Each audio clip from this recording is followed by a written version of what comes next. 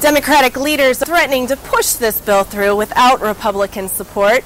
The problem is many Democrats may not support it either. In Washington, Adrienne Ross reporting. The president wants a preliminary report on this by tomorrow. This has suddenly become a very big week here in Washington as intelligence officials scramble to figure out what went wrong. President Obama had hoped to rely on Kennedy to pass health care reform, which had become a passion for the late senator. In Washington, Adrienne Ross reporting. This is exactly what the president did not want to happen. He wanted to leave the details to Congress, but so far that isn't working. The next step is to combine this Senate bill with the one version that passed the House last month, and there are some big differences on everything from taxes to abortion restrictions. But that will be a battle saved for next year. In Washington, Adrienne Ross reporting. The White House and Democratic leaders want the reforms bypassed by the end of the year, but that timeline could prove challenging. Congress has everything from health care reform to Supreme Court nominations to tackle first.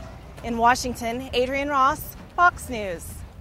That is exactly what the White House intends to do now. The speech will be released Monday night so parents and teachers can see what President Obama intends to say.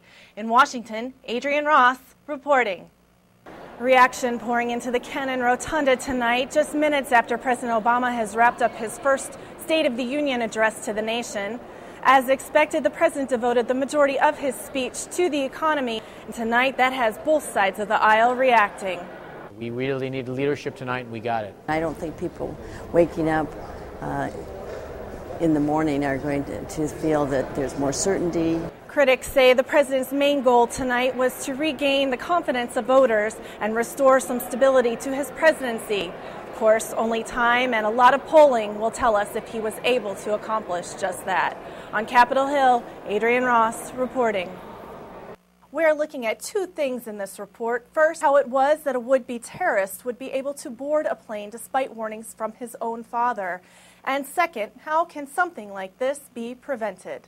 Today's report should offer a glimpse inside U.S. intelligence agencies, including the National Counterterrorism Center. But much of the focus may be on the CIA, which was in the process of completing a report on would-be bomber Umar Farouk Abdulmutallab. A U.S. intelligence official says it included a, quote, more extensive description of Mutallab's travel in the Middle East and his contacts. We already know U.S. officials had been tipped off by Abdulmutallab's own father, but the pieces never came together, which has the president anxious to see today's report. To ensure that our intelligence, law enforcement, and homeland security systems and the people in them are working effectively and held accountable. I intend to fulfill that responsibility and insist on accountability at every level. But these are some of the same intelligence problems that were discussed in the wake of the September 11th attacks, and despite evident failures, critics suggest that there will be a scapegoat, but no high-level blame. They're laying the groundwork to sack somebody, to pin it on a low-level, probably career civil servant who was either sitting on a piece or pieces of information. Among the critics, former Vice President Dick Cheney, who told Politico.com that the administration is trying, in his words, to pretend we're not at war. The White House, in turn, blamed the Bush administration. In Washington, Adrienne Ross reporting.